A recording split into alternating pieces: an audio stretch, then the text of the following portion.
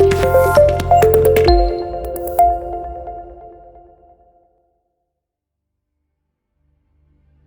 are welcome to this career transition talk by PBB. My name is Kimberly, and I'm going to be your host for today. Before we get into this session, I'd just like to give you an overview or a breakdown of what the session is going to be like. It's going to be an hour, 30 minutes long, and we're going to have the session in 4 parts, with the first being the introduction, and then we're going to take a poll so we understand the audience and we just get to understand you, the audience, and your reason for joining this session today. And then we're going to go into a Q&A with the guest of today. Then we'll have a 15 minutes presentation of Leeds Academy Business Analysis Training Program. And then we're going to have a 15 minutes Q&A from the audience, and we'll take a last poll just to know your thoughts on what the session was like.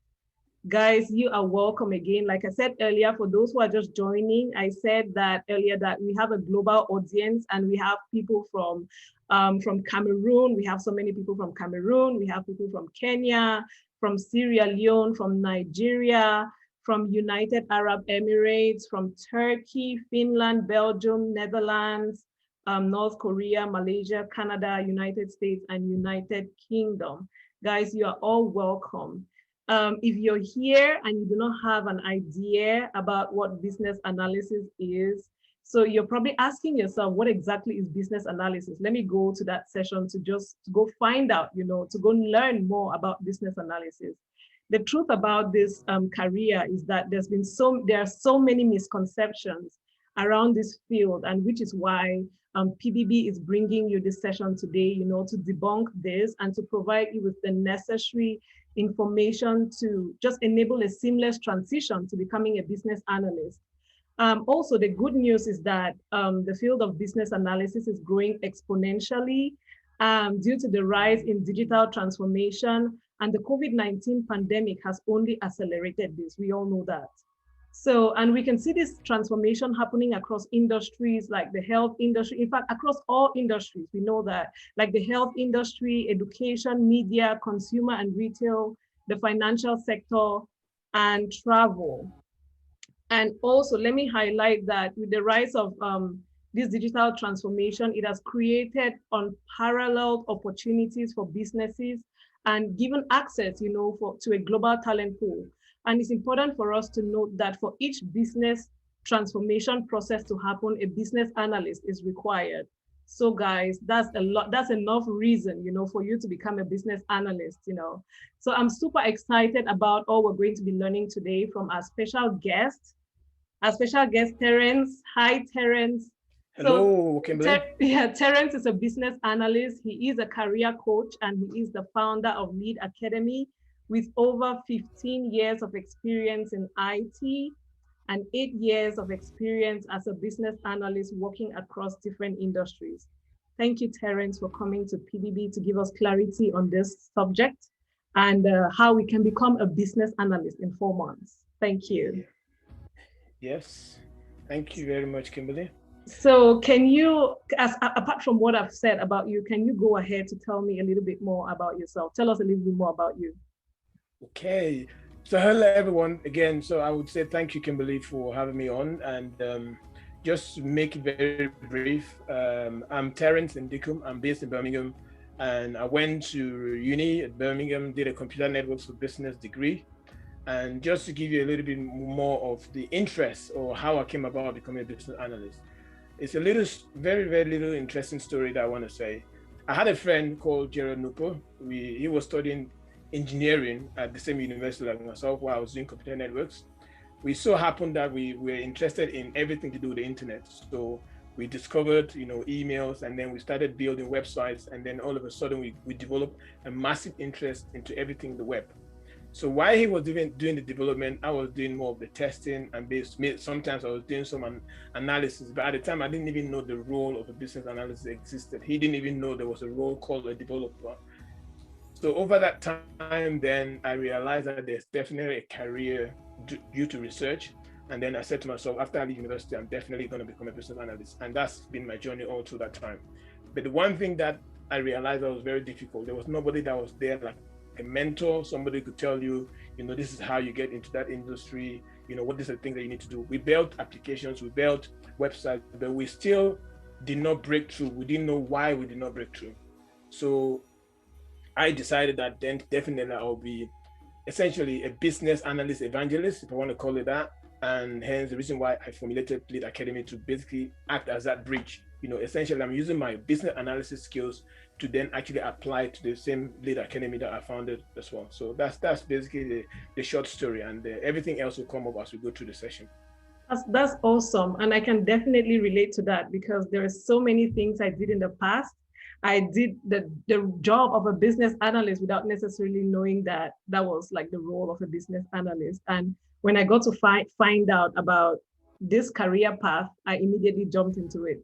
So I can definitely relate to that. So can you tell us the companies that you have worked for? Because I mentioned earlier you've worked in different industries. Can you tell us those companies you've worked for, and can you recount your experiences with them as a business analyst?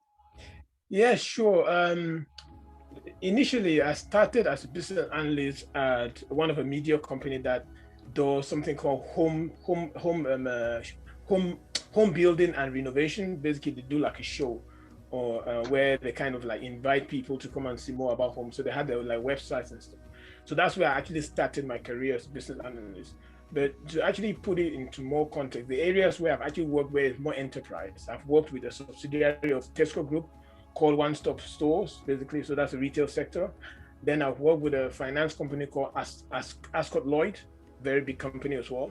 And then a subsidiary of the BMW Group called SoftLab. So that was a software consultancy similar to like your Accenture, your IBM, your Avanade, and things like that. So that's a similar company. And then recently now I'm working with a retail organization called Halfos Group. So I kind of like, had a little bit of a mixture of different sectors, to be honest. And I would say in terms of interest and in terms of like experience, I've been with One Stop Stores for over 3 years. So that's probably the longest of the lot. But in overall, I would just say the experience has been varied. But the companies always stay the same. Companies always tend to have their marketing department, finance department, HR department. So those structures tend to be the same. Okay, that's impressive. So we are supposed to take the poll right now. Guys, give me a second. So just give me a second. Co-host Felix, can you please log out, because I'm unable to show the poll to the audience. If you don't mind, I'll let you in. I'll let you back in a bit later. So guys, if you can put in the chat box, because I can't really share the poll right now, can you please just put in the chat box for us to understand why exactly you decided to join this session today? Did you just want to know more about business analysis, or do you want to become a business analyst? You just let us know in the chat box, okay?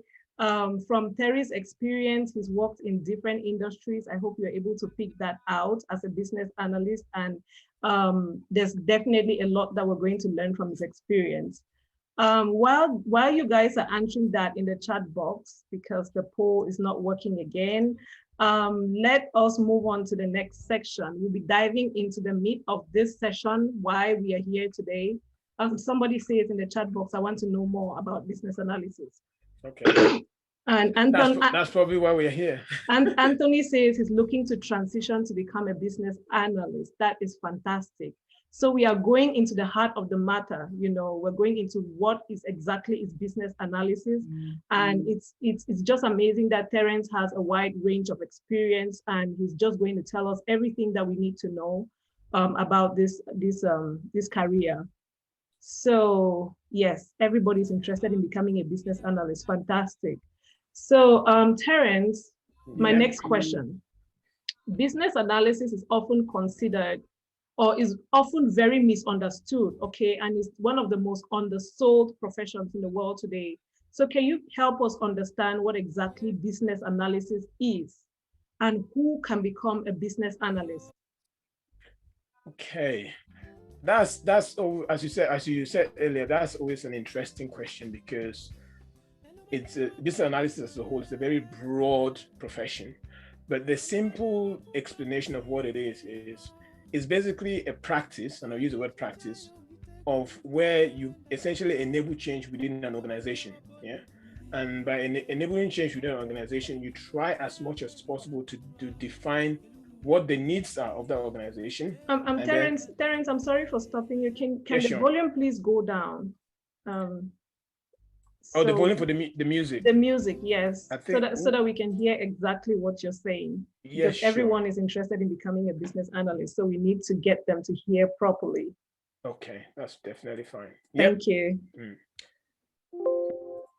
Okay, are we good? Are we good now with the volume and everything else? Yes, we are good. So tell us what exactly is business analysis and who can become a business analyst?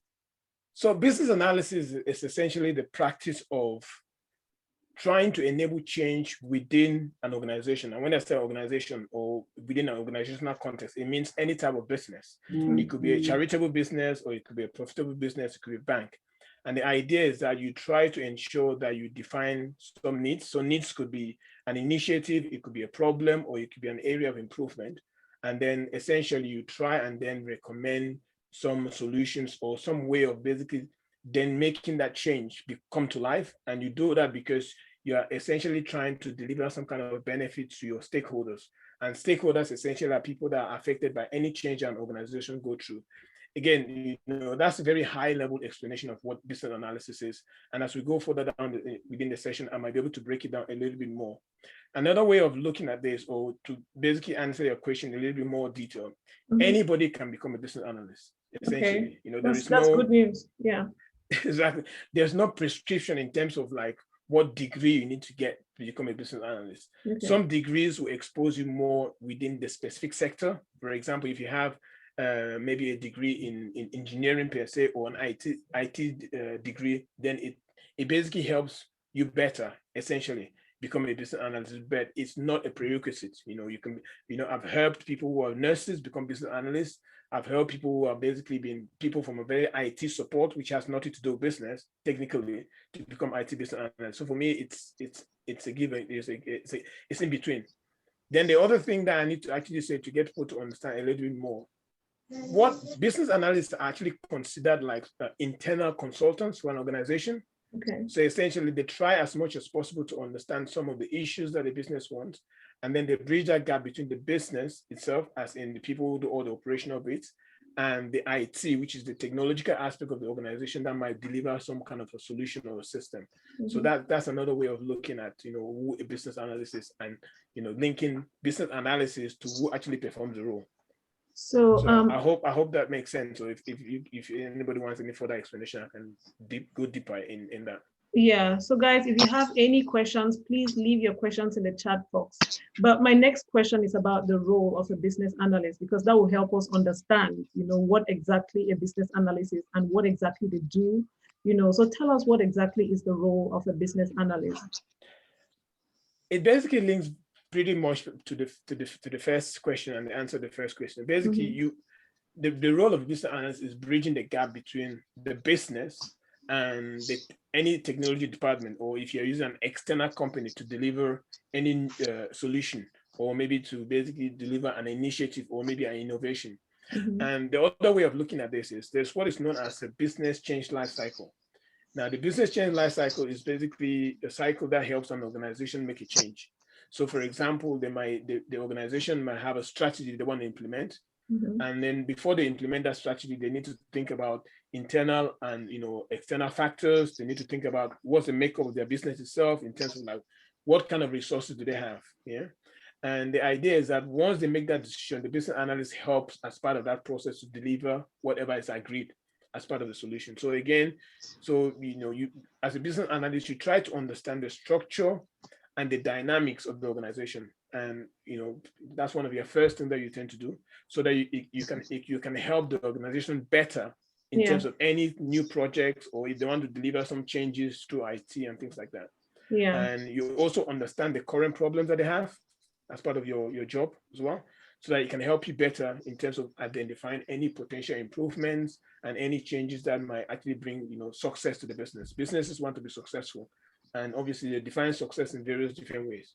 So I Mm-hmm. hope that helps, to give you clarity. But again, within the scope of that question, there is more that can be added to give you better ideas of how there are several areas where a business analyst could be of benefit to an organization.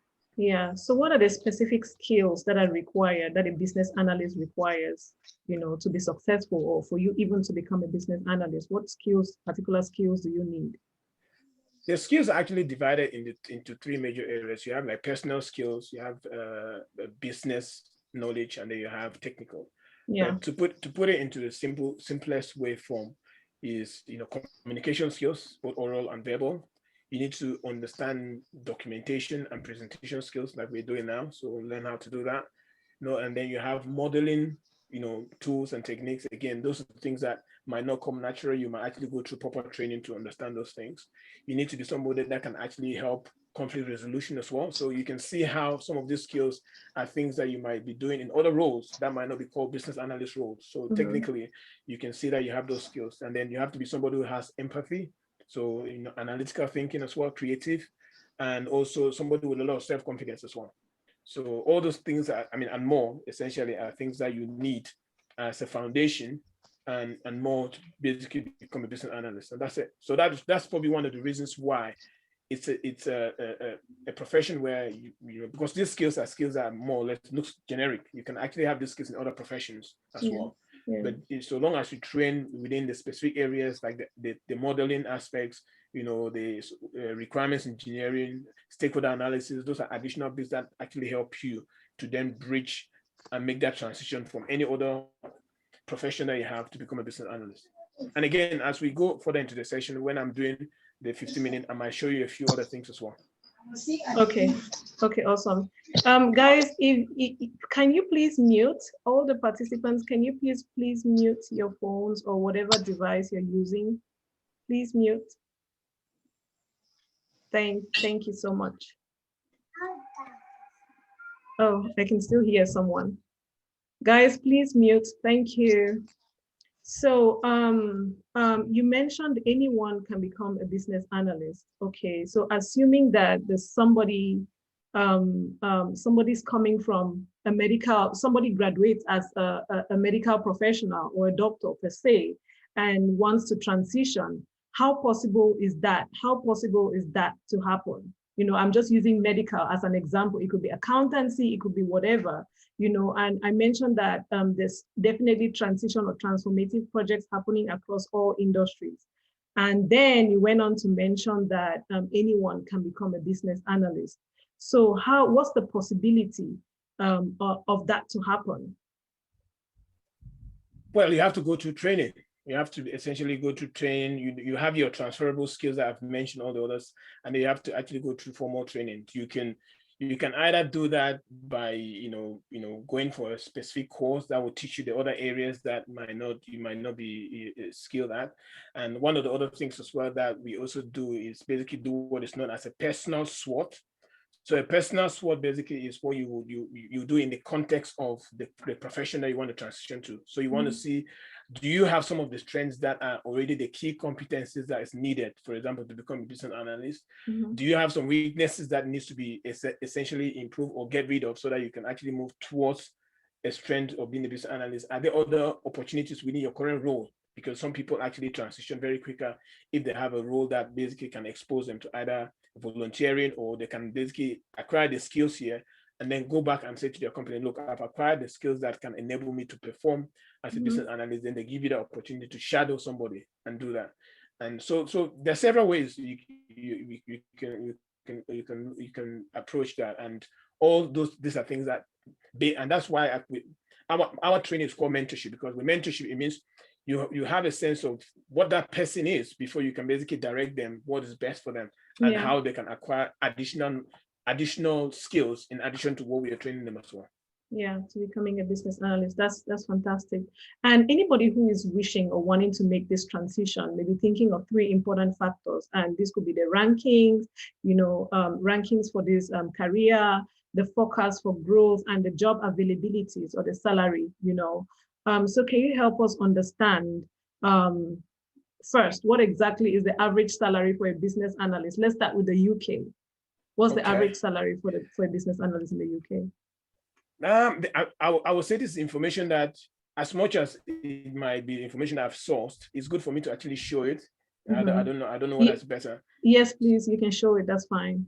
So I've got a chart here that basically gives us a better idea, and I can kind of maybe go deeper into explaining it anyway. So you mentioned the chart, you mentioned the forecast, and you mentioned salary. Yeah. So I'll try to explain each one of this. So normally when people want to do transition from one career to the other, they obviously want to think where is this particular career compared to maybe others.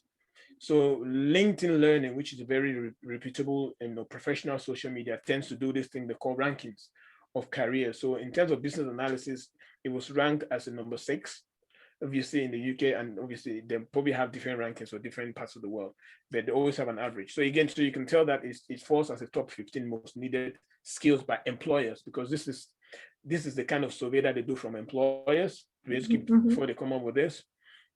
And then in terms of focus, you can see here that it says that 14% growth, which means it's an industry or it's a profession that's only growing. And I'm sure this information will only increase as time goes along. So you can see here it says from 2018 to 2028. So they do it after every like a 10-year gap to show that. Yeah. And then in terms of salary, you can see here it says the average salary of an entry-level business analyst for 3K. I'm sure that figure is quite low. It's probably higher than that, but the information is there. So I hope that helps to give clarity to that particular question. Yeah, 43K sounds very good. And what are the opportunities? Because I know that, like I said earlier, we have a global audience, but what are the opportunities available for business analysts in the developing world, for example, Cameroon? I would say for Cameroon, obviously, because organizations are still in the upward trajectory, it means you as a business analyst, because you understand how businesses operate, you understand how organizations can make a change. You actually understanding how businesses can change means that you can either be able to get them to have a new idea and actually help them make that idea come to life, or if obviously you understand how business operate, because that's what you do as well when you learn about business analysis. You learn about organizations right from the holistic level, like right down to its operational level. It means you yourself, you can actually become an innovator and actually do some research and come up with a business idea yourself. Or if you cannot do that, you can obviously work for any other multinational, because they are actually making very massive strides into places like Africa, and they will be needing people that can help them make changes that are basically very local. So the local market, you understand a little better, that what things can actually happen. And I'll show you some examples of systems that have been built by Cameroonians as well, who actually have business analysts as part of their team as well. So it's obviously something that we need to push for more people to understand that as well. Yeah. And this is a very important question. Do you require a certification to becoming a business analyst or to work as a business analyst? Certification is not like a fundamental requirement. I remember very well when I started, I got a job without having a certification, but I could be able to, at the time of the interview, I've absolutely, let my employer know that I've got the skill set, but your certification basically just enhances the fact that you've obviously dedicated time and effort, and you've obviously dedicated your profession. It's improved professional ethics. It shows that this is a profession that you're definitely interested in. And certification also helps you to obviously keep ahead of new technology, because the certification bodies tend to obviously improve a lot faster and provide you more insight than a degree that you've got, essentially. So there's always a need to obviously have a certification. So I always say to people, get the skill. We also support people to basically help to get the foundation level certification, which is provided by the British Computer Society. So we provided you like support, any form of cheat sheets or any form of questions, places where you can get the material and everything else. Right. Guys, please leave your questions in the chat box. Okay. You mentioned softwares or websites that people had done in Cameroon. What I want to ask is that, is a business analyst only required for tech-related projects, or or can a business analyst be hired for non-tech transformative projects? It really depends, but that's probably the definition of a project as well. So a project could be where you actually implement a new software altogether. A project could be where you're just improving on your operational efficiencies. For example, a company in Cameroon could decide that, okay, you know what, we realize that sales, calls that come to the sales department does not necessarily lead to new business. We want people to call our customer services department because they might be able to know whether are these people customers or are these people sales. So that's just a process improvement. Yeah. But by and large, in most cases are known, it tends to lead to some kind of new technology. And that's probably why, as part of this session, I did mention IT business analysis, because it means most likely the changes that you'll be working on as a business analyst might lead to some form of a new system or tweaking of an existing system of some sort. But it doesn't really matter whether it's tech or non-tech based transformation within an organization. You can still be a business analyst, because business analysis occurs in three major areas. When you're strategic, operational, and tactical. Strategic mean more from a very CEO level, which sometimes might not necessarily mean system. It might just mean reorganization or strategy of how the organization want to move forward, basically. Okay. And okay, so one of the roles of a business analyst is process modeling. So can you explain to us what process modeling is, and can you cite from your experience so that the audience has, an idea of what exactly it feels like to be a business analyst? Okay, I will first of all try and explain what a process is and what process modeling is, and then I'll give you some examples as necessary. So a process basically is just a step. It's just like a step of way of doing something. Yeah. So you could say, for example, if you go to the bank and say you want to open a bank account, the actual opening of a bank account in itself, if you look at it from when you start the process, when you apply to open it to when you get your card, that is a process. Yeah.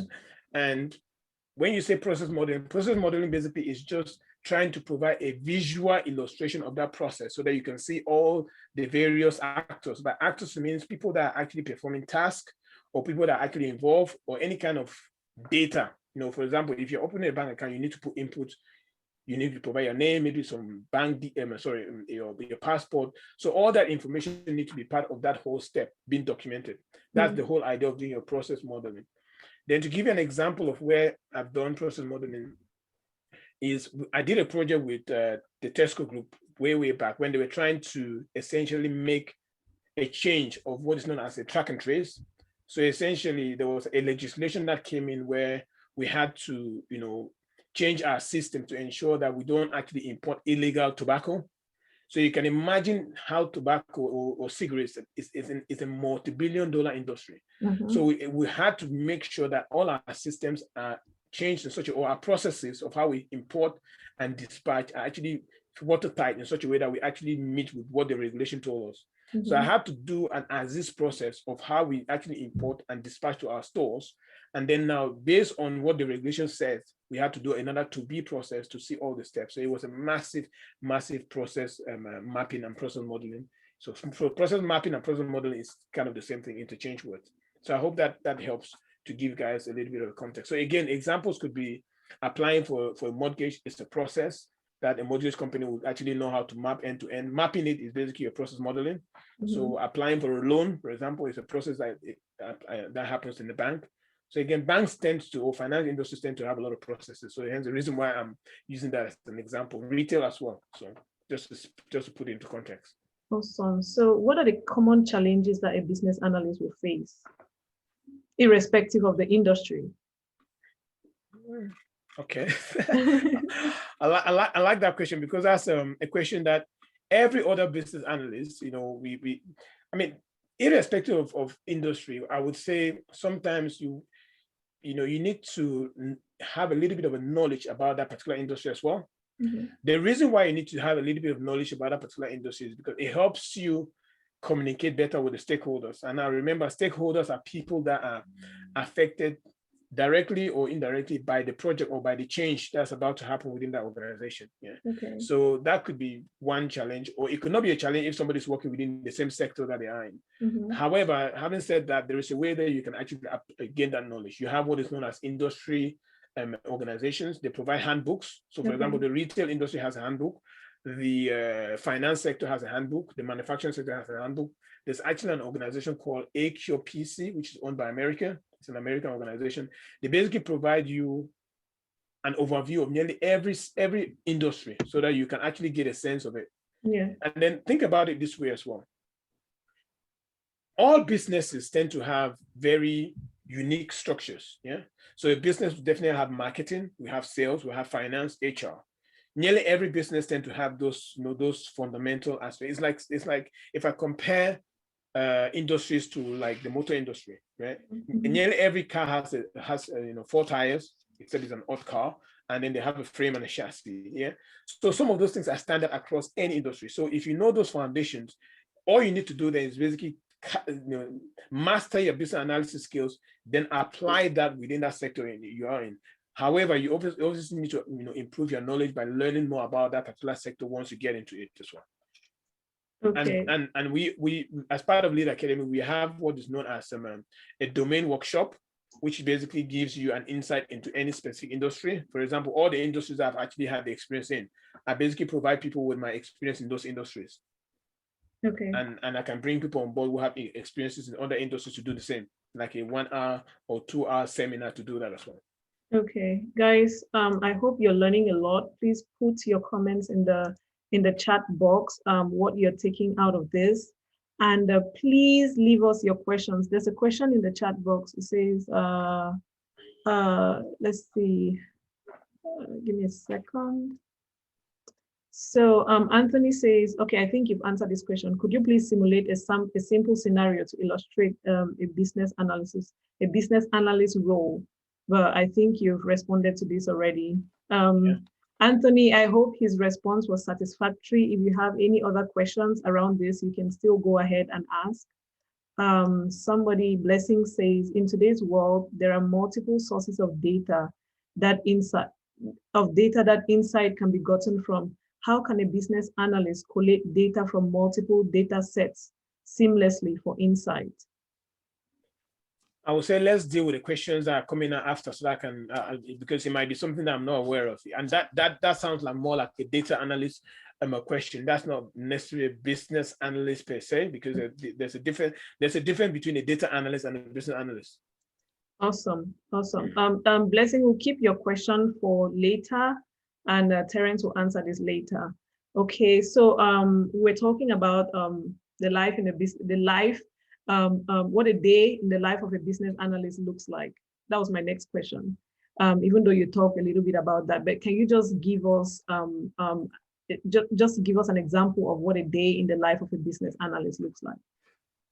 Okay. Oh, very interesting question, because what I can definitely say for sure is that no 2 days are the same. Yeah. So you could, now I don't drive into the office. I basically get up and my office is pretty much next door. And it normally starts with what we call like a daily stand-up, or what we call our delivery stand-up, where essentially you give an update of potentially, the project that you're working on. You just give a sense of, what are you working on at the moment, if you are facing any challenges and things like that. And then after that, it might be if you have set up any meetings that has to do with maybe you going to gather some requirements, or maybe you're meeting a particular stakeholder. And depending if you're working on more projects, it could be a project where you're actually doing some kind of testing, because as a business analyst, you would do a user acceptance testing, which is also known as business acceptance testing. Or it could be where you're going to a project kickoff, where a project kickoff, you probably see a sponsor there, a project manager there, and they give you an overview of that project, and then you can know what are your business analysis tasks that you might have to do. So the task could be where you have to map out and as this process, you might set up a session to do that, or it might be where you have to do a to-be process. For example, I have a project that I'm about to do a new process because of certain constraints or limitations when we were trying to apply the new solution, which has come to light just now. So it could be very varying in terms of what you do. Okay, all right. Guys, okay. Yeah, guys, please, I need your questions. I need you to ask questions around what Terence is saying. Please drop your questions in the chat box. So there are no questions so far. Please, I expect your questions to keep coming.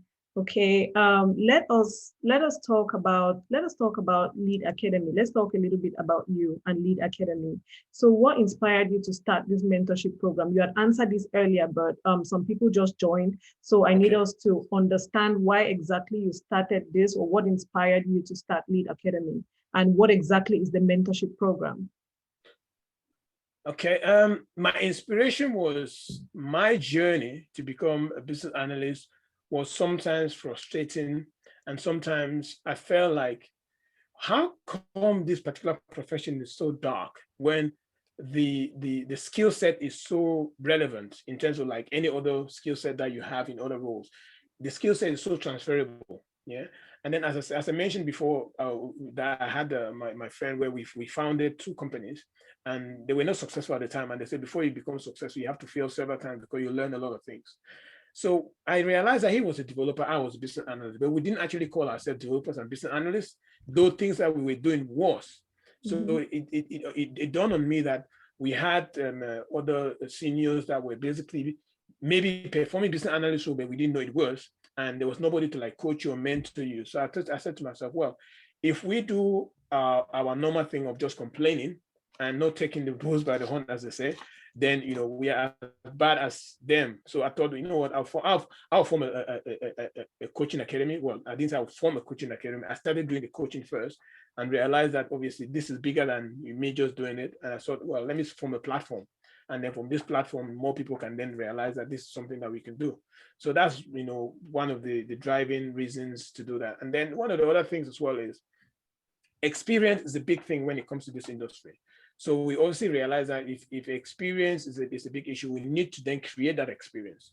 So by creating that experience, we decided to form a company as well, software company and other partnerships as well, and then apply the training in such a way that it's not academic, it's very hands-on, it's very, what you see here, what we do here is what you do on the job. They're no different.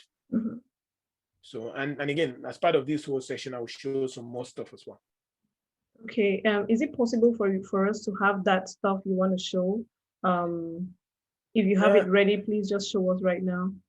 Yes, so what I wanted to show, which I'm going to show you very, very quickly now.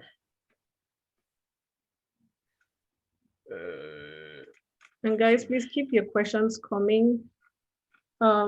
Temi, your question is not showing. I can't see your question. If you can put it up again, I'll be so glad to have your question. So, okay. So this is what I was going to show. This is the software company and this software company is actually based in Cameroon as well. Guys, can you see the share? Can you see the screen share? Can you see? Just let us know in the comment section if you can see. Yes, okay. They should be able to see Lead Academy Progress Framework and partners. Is that what they can see?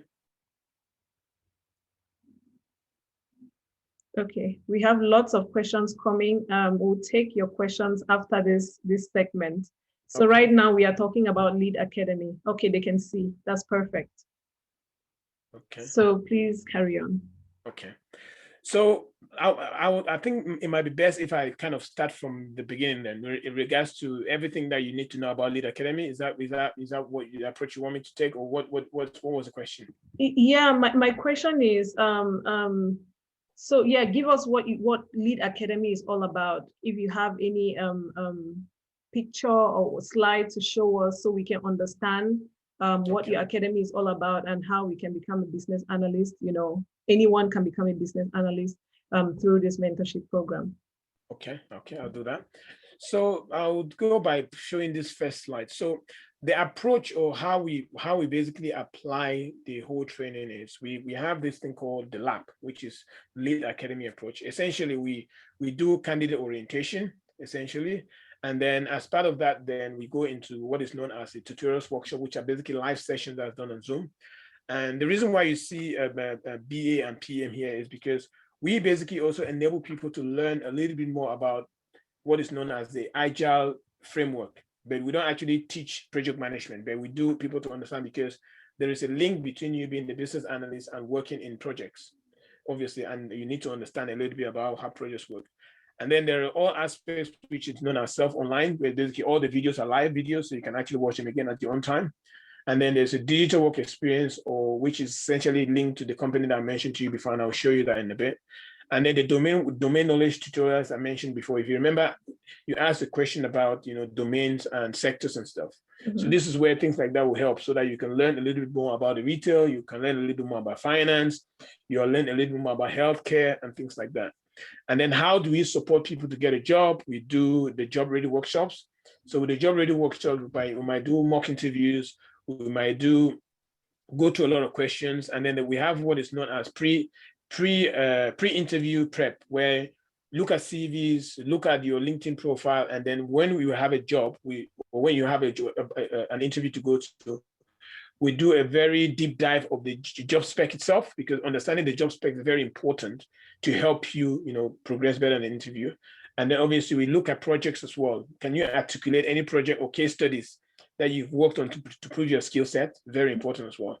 And then obviously we have these continuous mentorships, workshops, basically to help improve that knowledge and go forward. And then obviously we do a lot of learning on various tools, like the process mapping tools, documentation tools. We also do a lot of learning on presentation skills, because people really struggle with actually designing the presentation and presenting them. We have what is known as your DSD, which basically stands for designed content and delivery methodology. If you can get those three things right, you'll absolutely always be very good at doing these things. Yeah. And that's essentially an additional bit. And then what else I want to add for people to know again. So this is what we do in terms of the job ready workshops. So, cover all kinds of CV, job interview preparation resources, and we cover what is known as a hidden job market. We'll come to that in a bit. And then in terms of the various companies I mentioned to you guys before, so you have Partners Software Partners, you have two other companies, Bungalow, which is based in Rwanda, and Cameroon, NCAP, which is based in Cameroon. And then we have our own company here, which is actually based in Manchester, Mobile Fiber. Basically, they are an enterprising company that provides all kinds of apps. If you think about any social media app that you think out there, they've had a version of their own built from scratch as well. So you can see that actually there is Facebook in its African verse, if you want to put it that way. So what else do I need to show you guys? So this is basically a little bit of a breakdown now, but it's a very quick one. This is a very quick breakdown of the way we approach this. So you have your live online training sessions, you have your training schedules, which is either during the weekdays, twice a week, depending on how interesting that batch is. And then we have weekends where we do more workshops. And then you have your hands-on training. And then another very interesting thing that we're building on at the moment is what is known as My Lab, which basically stands for My Lead Academy Portal. So that's basically something that's going to serve as a go-to place where all the videos, knowledge-based materials, everything is going to sit in there. And then our domain workshop that I mentioned to you before. And then we have our mock sessions and extras. And again, as part of the whole approach thing, as I said before, the way we approach it is that it's mentoring. It's not just training. We don't use the word training. Yeah. And the idea is that anybody coming here has a goal. The goal could be you trying to create a new company from scratch, or the goal could be you want to achieve the skills so that you can get a very well-ending job as a business analyst. Again, it's still the same thing. So we help you by training, motivation, advice, direction, coaching, and support. And all that is basically is to help you, achieve that goal of success, essentially. Yeah. So that's basically in a nutshell what we try to do.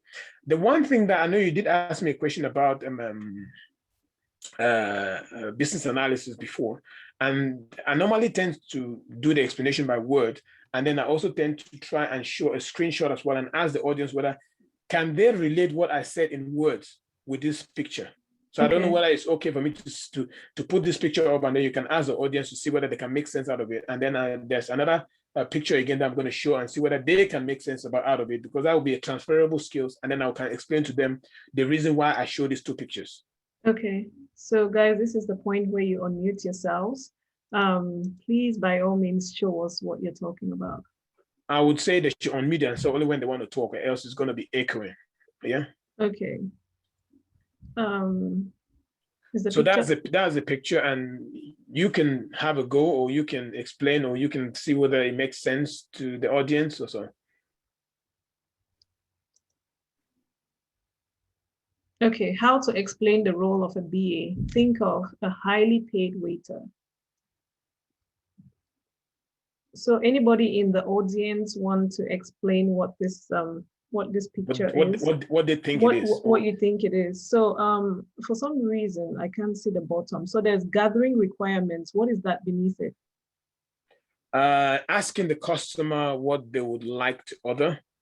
Okay, and the next one is showing the order. Showing the order, or presenting the order, and it says that telling the chef what the customer ordered, and then the next one is presenting the order. There's somebody who's raised their hands. I don't know. You guys should have a look and give the person the opportunity.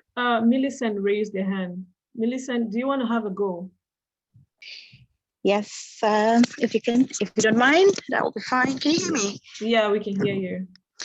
Okay, so from the explanation of the role of a BA, I gathered that a business analyst is basically, say, like a middleman between an organization and stakeholders. So basically, I'm looking at this picture, I'm thinking about where it says requirement gathering. So the BA here will be the waiter. So say this people are sitting down waiting to have a meal. So the requirement will be this waiter or the BA coming to find out what they want. So that's the finding out the need or the problem. What is the problem? What do you want? I would say that is the need. And when they gather that requirement, which is clearly stated there, and then they will, I can see they're showing order.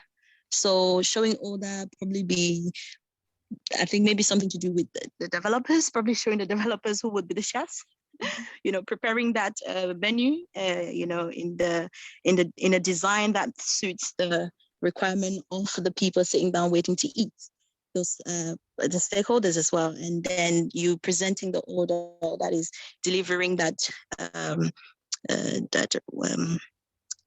need that was initially requested for, identified at the requirement gathering stage, I would say. So that's it. I think so. I don't know if it makes sense. Thank you so much, Millicent. Terence, what do you think about that response? It is a perfect answer. I couldn't explain it any better. So I think, yes, it's basically just hit the nail in the head there. So yeah. So again, I tend to do that because it brings it closer to everybody who's been to a restaurant. Everybody understand that. And just to translate that into then within an IT setting, essentially would be this next diagram here. So I don't really need to go into more detail, but you can tell that technically the waiter is that person in the middle, and basically then to your left is basically the customers or stakeholders, and then to your right is the technology or whoever is delivering the solution. So that makes it a little bit easier for people to understand pretty much what it is. And then that basically kind of sets the scene for you to understand what business analysis is all about. Mm-hmm. The other one picture that I want to show, basically, this is now more to do with whether you how people think when they're actually at a particular job or role. So that's the next thing that I want to show, essentially. So this other picture here, which I'm just going to let anybody who think they can make sense out of this as well. We might decide not to ask me this in this one. If she already knows this one, but I'd like to see if anybody else think. Say, for example, you, Kimberly, right? You go into a company and the CEO calls you and said, "Look, I've got this diagram here, and I really want to understand what's going on." Some researcher provided it to me and said, "Look, explain your business to me using this diagram." Mm-hmm. So, anybody in the audience want to go for this one? So you have constraints, you have a business process, you have input, output. So what is the input? You have competition, vendor, consumer, you have the business process, and then you have the output, which is technology, partner, legal, and then around it, you have so many constraints around it, regulatory, political. Yeah, please have a go. All right, okay. Who's speaking, please? George. Hi, George. Yeah. I think, and then I think I see competition.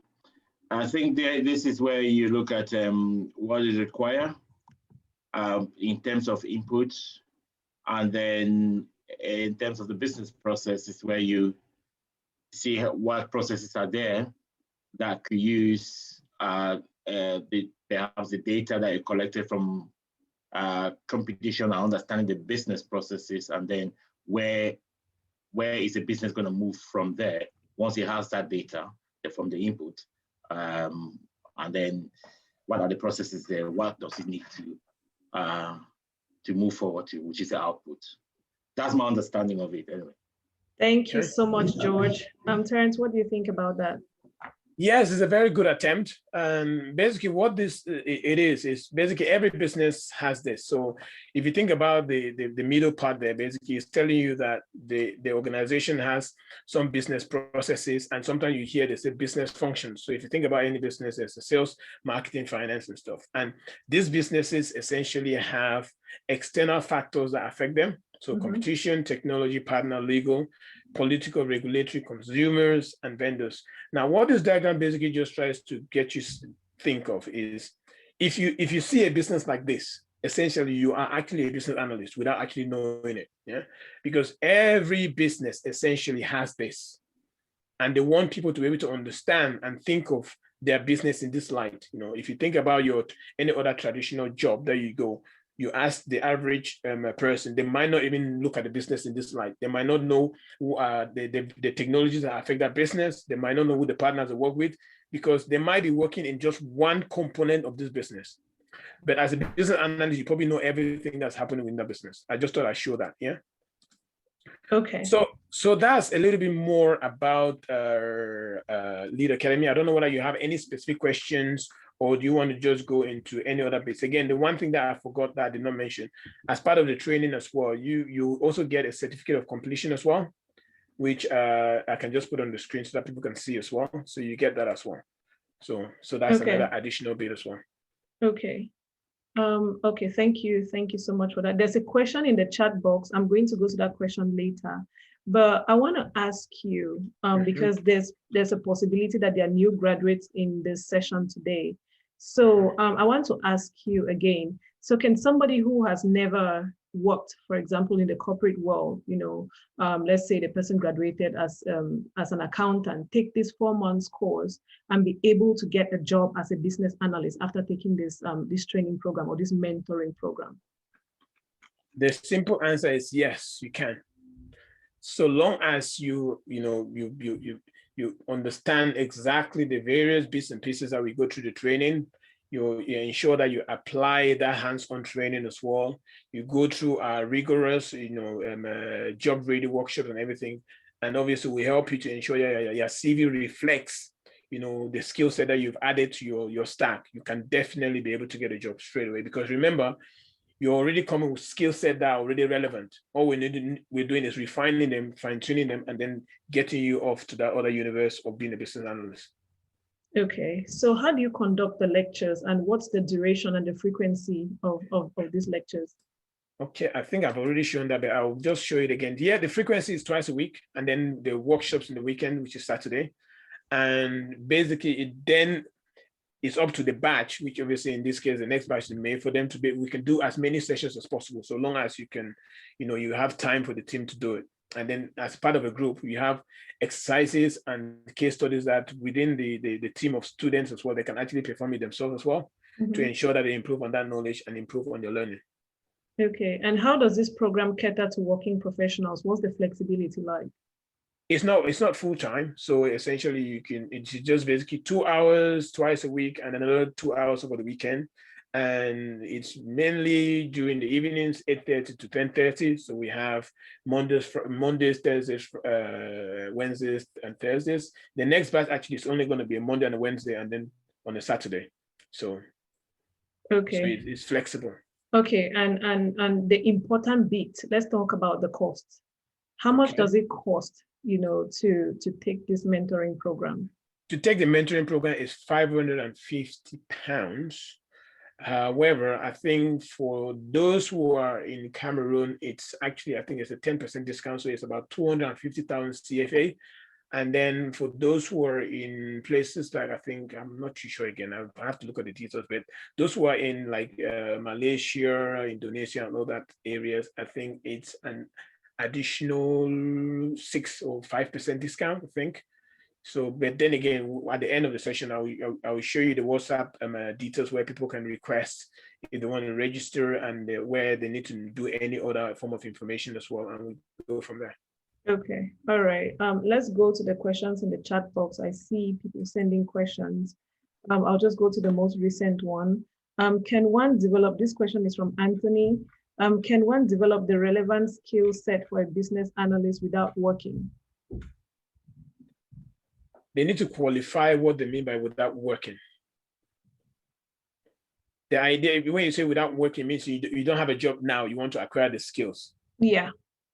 That's the whole idea of why we do this training, because it's where you acquire those skills.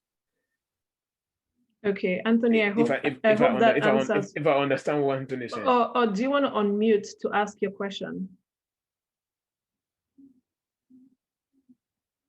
If that didn't answer. Okay, yeah, hello everyone. Hi, Anthony. Yes, I think you have actually understood what exactly I'm asking. If you are not working, if you are maybe just a student, can you develop the skills? So I think you've answered the question. If you are part of something like your academy, then maybe you develop the skills. If I understood it clearly.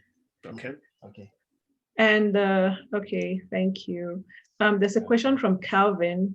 Calvin is asking, are you licensed to issue certificates? Are these certificates recognized, and where are your recent graduates working? That's a good question, that last bit.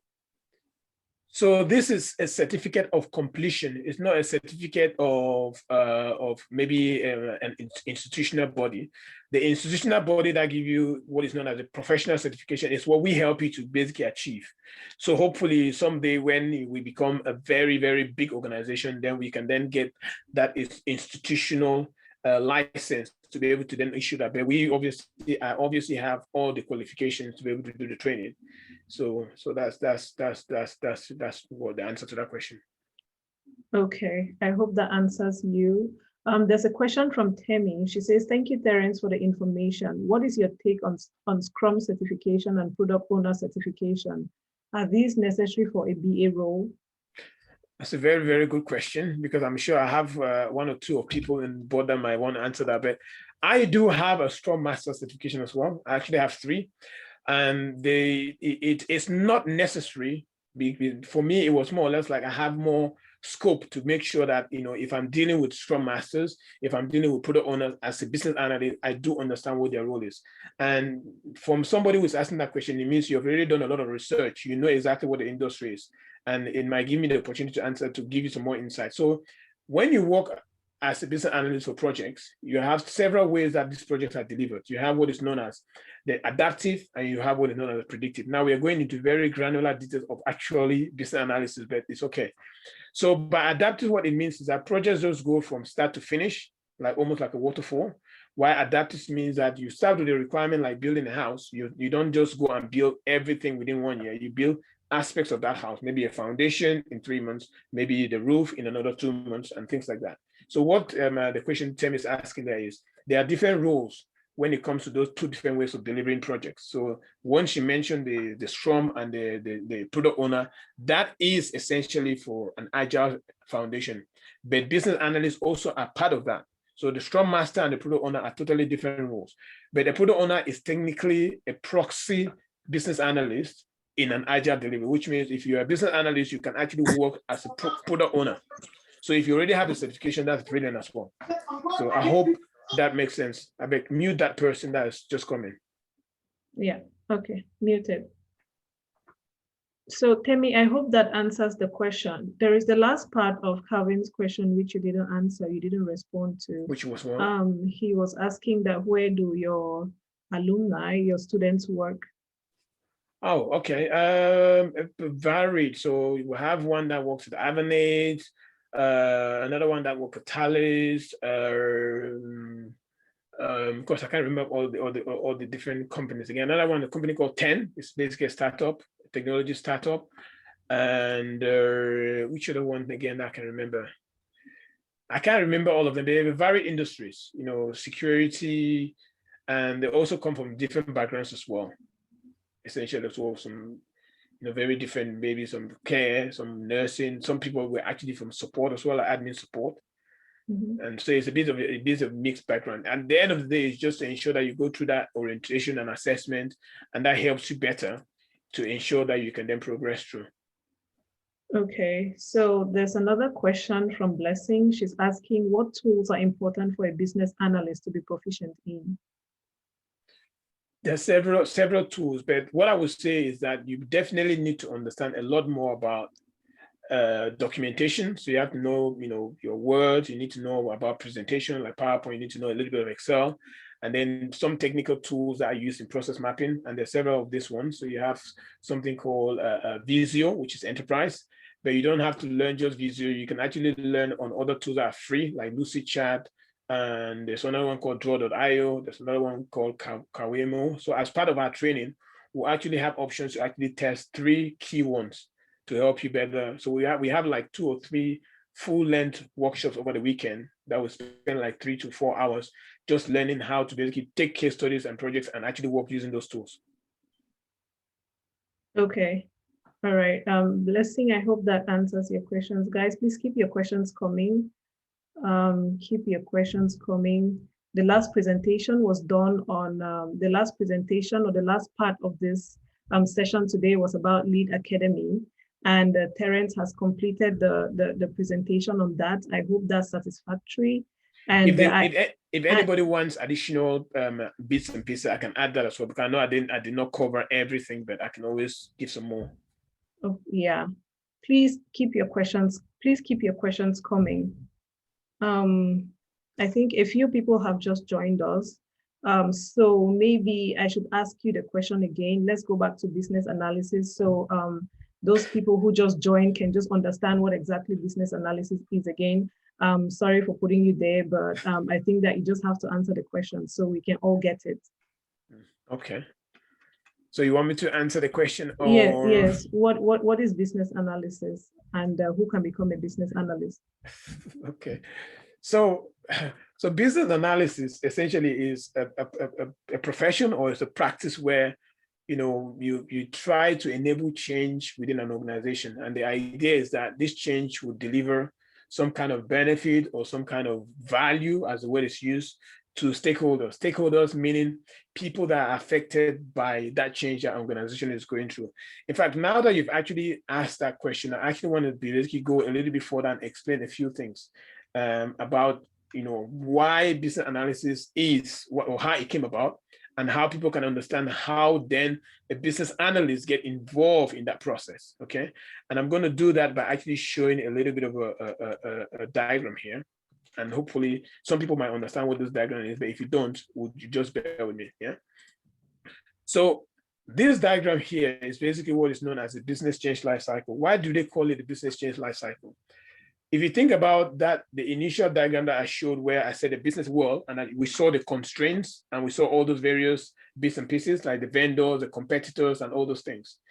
Now, what does that tell you? It tells you that a business operates within an environment where it's very unstable, or it's an environment where it's always changing. Yeah. So I'll use a classic example of the COVID-19 that happened, last year. Yeah. So I was actually sitting at my desk, and I had my colleague who's also a business analyst on the other side.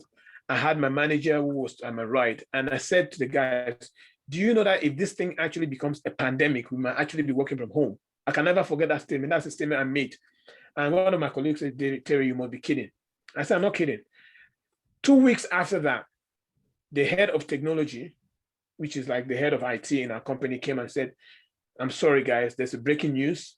The World Health Organization has just declared that, we are in a pandemic, which means the government has also decided that we need to go home because we are not safe and things like that.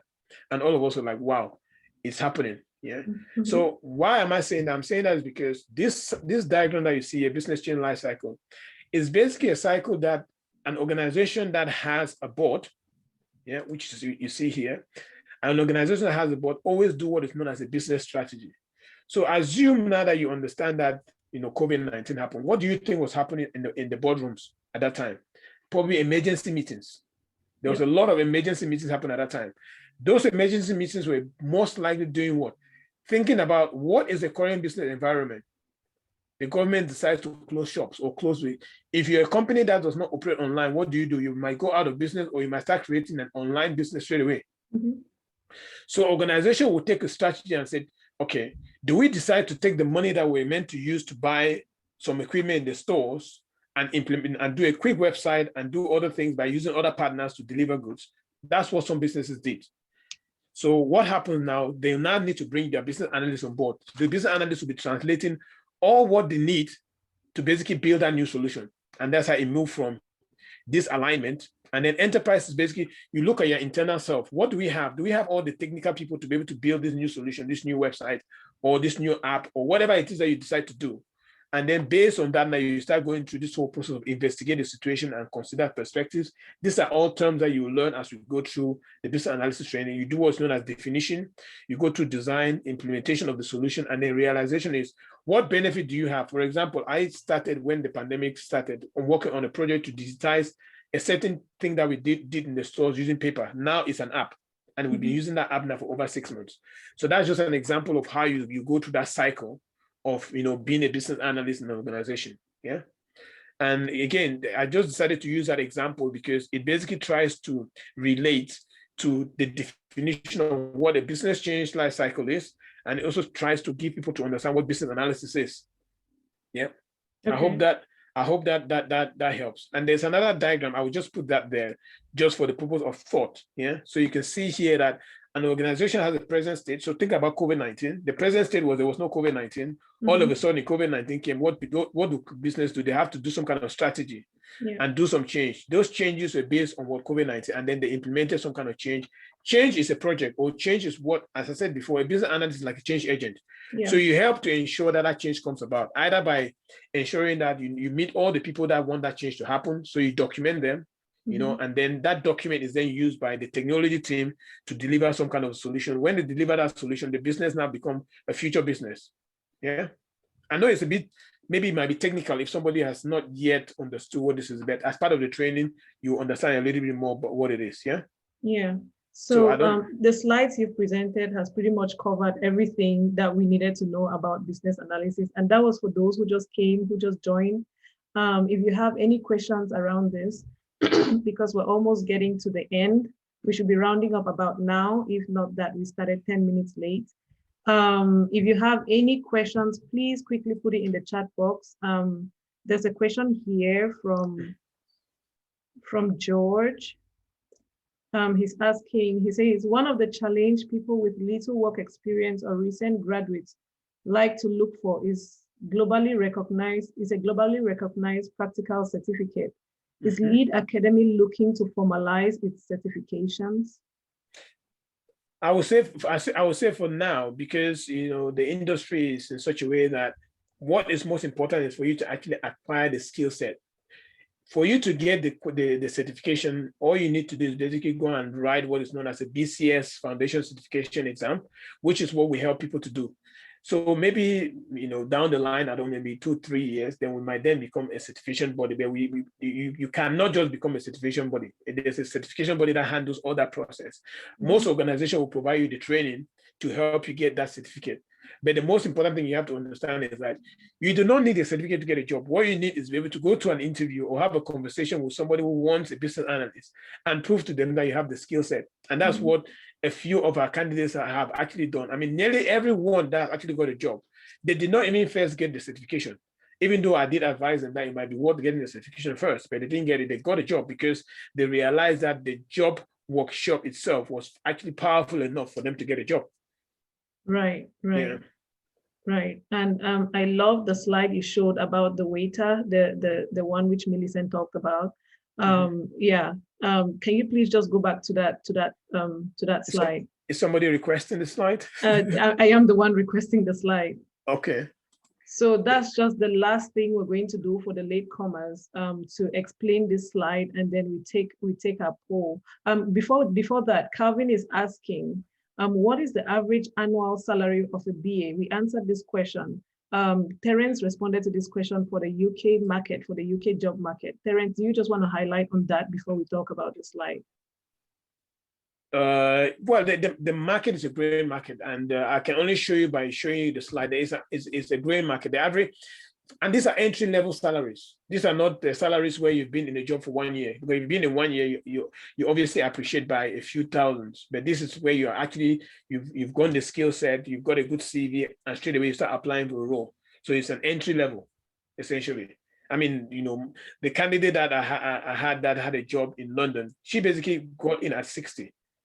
But obviously it's because it's London. So that is impressive. So that is impressive. So it really depends on the company itself, but this is an average. It's like if you ask what's the average salary of anybody with a degree, yeah, they'll probably tell you that 25K or 30K in the UK, something like that. Okay. Okay. Calvin, I hope that answers your question. He probably has more questions. If it's the Calvin that I know. If you have any more questions, maybe you can talk. You can reach out to Terence after this session, and he would definitely be happy to respond to all your questions. George is saying something. My second follow-up is okay. You want to share, George? Do you want to unmute and say something? Yeah, I think a very good presentation. That's my comments first. And then the second thing I wanted to say, Terence, this is a really good initiative. I know one of the biggest problems we face, especially for those of us that are living in the UK, is the employability skills. We spend a lot of time graduating with so many different qualifications, and we know experience, no work experience. We don't even bother about volunteering, which is just kind of a basic thing that you can get at the back of your house.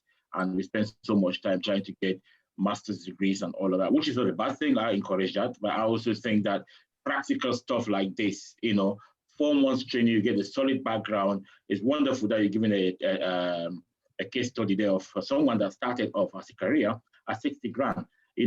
Some people spend years to get that. When you spend so much time doing that, things like this that you could do on spare time and get, a bit of experience and give you really practical work experience is wonderful.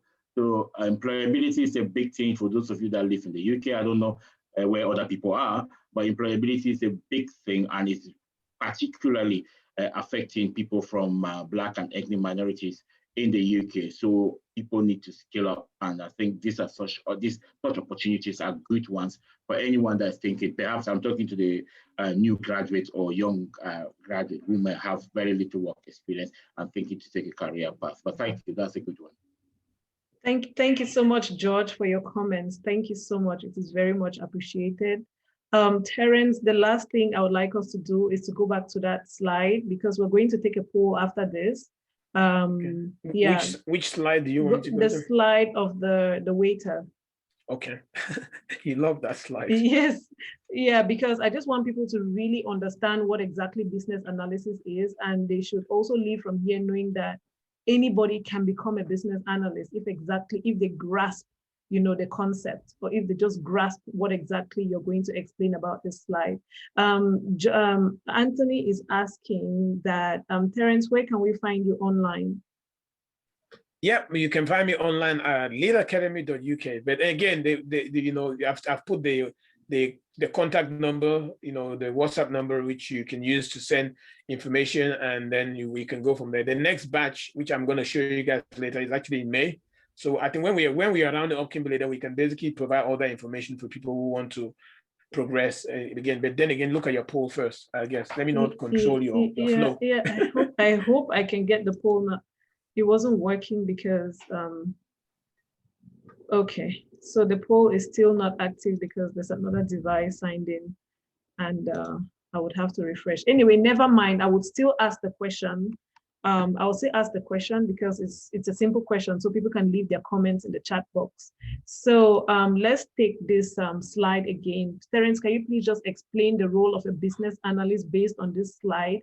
For those who came in, we're at 36 participants right now. And when we talked about this, our figure was low. So can you just explain to us what this slide is and the role of a BA?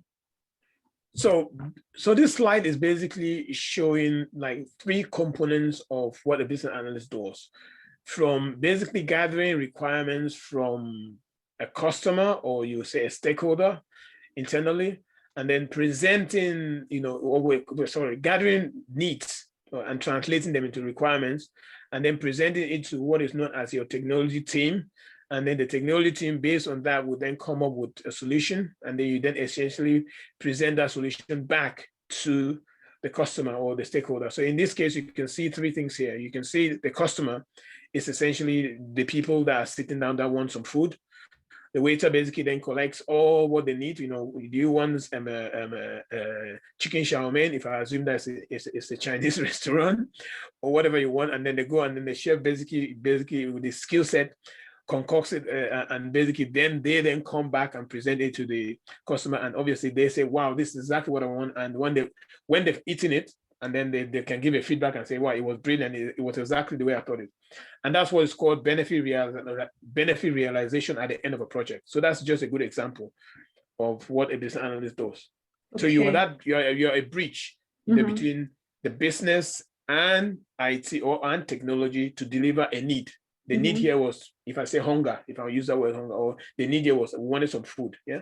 Yeah. So is it possible to just go one step further? What if these people who requested food do not like the food, or what comes is not exactly what they ordered? So what happens? You go back to the process. The process basically is like a cycle. So you basically have to just improve on it. Obviously we assume that the food here is it's not what where food is perishable. But if you think about if it's software, you just improve on the software and make sure that, think about even your Word document your Word that you use, it's always faulty at some point. So Microsoft will always improve on it to make sure that there are new versions of it. So that's the best way to explain that. Perfect. That answers the question. Guys, we have come to the end. Please leave any questions you have. We have come to the end of this session with Lead Academy. We talked about the cost of the mentorship program. Terence mentioned £550. Terence, can you just highlight on that last bit on the cost of the program? Yes, so I'll show you the screen. So that's the cost. So that covers the BA training, the aspect that I mentioned about Agile Scrum, so that you can understand that when you're in the project. The online videos through the live sessions, you get that as well. And then the mentorship, CV and interview preparations on the job support, and then domain knowledge workshop, and then the actual BA training itself. And as I said to you before, so we agreed that for those who are registered on this training today, they will each get essentially a 5% discount on this price. And then those who are essentially in Cameroon, they will get it in CFA currency. So I think they will get I just know the CFA value, which is 250,000, and that was what I mentioned at the start of the session.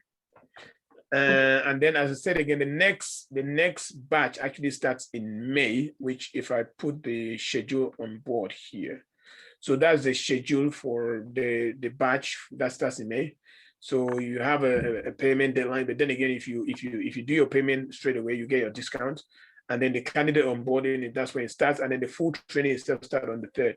And again, you got your WhatsApp number there for any reservations or any other information that you want to ask as well. Do those amounts include exams?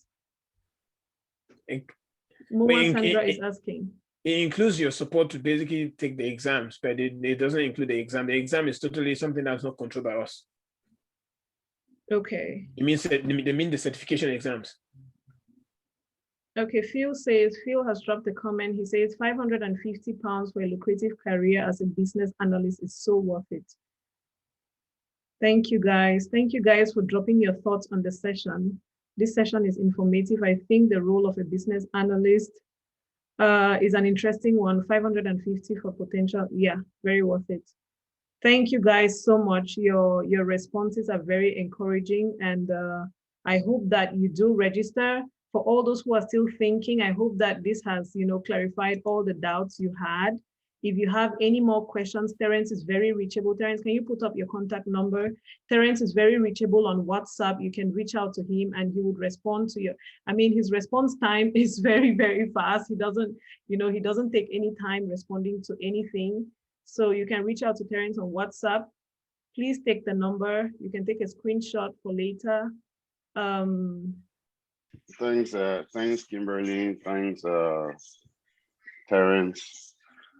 I mean, what more can I say? I'm a product of Terry's mentorship, and I would say one thing this experience has been the experience I had undergoing his mentorship was really one which you call an eye opener, and I would say I've benefited every little bit from his mentorship program. I having been in with one of the companies where primarily even we deal with defense and law enforcement, but I did have like a big insight into how projects actually work and the various teams that are surrounded in just a single project, and dealing with the stakeholders, right from kickoff meetings, internal kickoff meetings to client kickoff meetings, to right up the development phase. You can kind of like just see the whole process playing out, and in all those stages, I could actually hear Terry's voice and see a lot of what he coached on during the mentorship program. So I would say, if you have been thinking, don't think, just jump on the train and try to see as much information you can get from Terry as possible, and you won't regret it. Thank you. Thank you so much. Thank you so much, Cyril. Thank you for your story. And you can also go to YouTube and you find Terence's YouTube channel, Call Me Mr. T. You would find that channel on there. You can follow him. He has lots of business analysis uploads he's done. So if you need any more insight on what the program is or what it feels like, or what the classes feels like, then you can go on there, to follow through. Guys, we've come to the end. We've come to the end of our talk today. So I hope you take advantage, and sign up for the next session coming up in May. Please do not miss it. Please do not miss it, and you will not regret it. Trust me. And Cyril has shared, he has testified. So you would not regret investing 550 pounds, in your career. Like he said, like Terence said earlier, someone currently earns 60,000 pounds, after this training. So I don't know what exactly you'll be waiting for after this. Please just go ahead and contact Terence, and I'll see you on the other side, guys. Thank you so much for joining us today. Thank you, everyone. Thank you, Kimberly, for having me on. And again, as I said, and the contacts are there for those who definitely want to. Initially, what I tend to do is obviously have that orientation. So I will be waiting for you guys. Thank you, guys. Thank you for having me. All right. Can we have some music, admin? Lucy Dakagag, Lucy Dakagag, oh Lucy Dakagag, Lucy Dakagag, yeah Lucy Dakagag, Lucy Dakagag, oh Lucy Dakagag.